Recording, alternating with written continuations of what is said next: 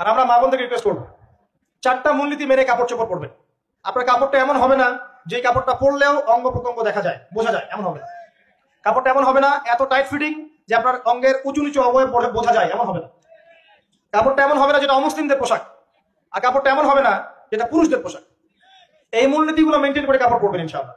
এছাড়াও মেয়েদের কথায় পর্দা আছে, চলনে পর্দা আছে, ওঠা বসায় পর্দা আছে, নামাজ পড়ার সময় তাদেরকে কিছুটা শালীনভাবে নামাজ পড়তে হয়, তাদের চোখের দৃষ্টির মধ্যে পর্দা আছে। এগুলো কে শিখাবে এখনকার মেয়েদেরকে?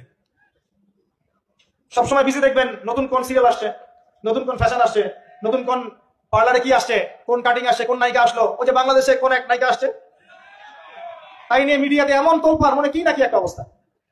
আল্লাহর কাছে তোমার কি মূল্য আছে হে? আল্লাহর কাছে তোমাদের কি মূল্য আছে? তোমরা কি 5 ওয়াক্ত নামাজ পড়ো? তোমরা কি পর্দা করো?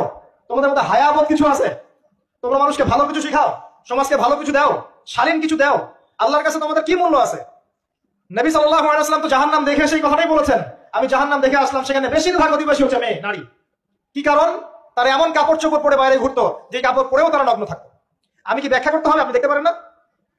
এবং তারা স্বামীর সাথে কুফরি করতো সারা জীবন। স্বামী যদি তাদের ভরণ পোষণ দেয়, ভালোবাসে, মহব্বত করে, তাদের জন্য জীবনটা ক্ষয় করে ফেলে, এক পর্যায়ে গিয়ে বলবে সারাটা জীবন তোমার কাছে কিছুই পাইলাম না।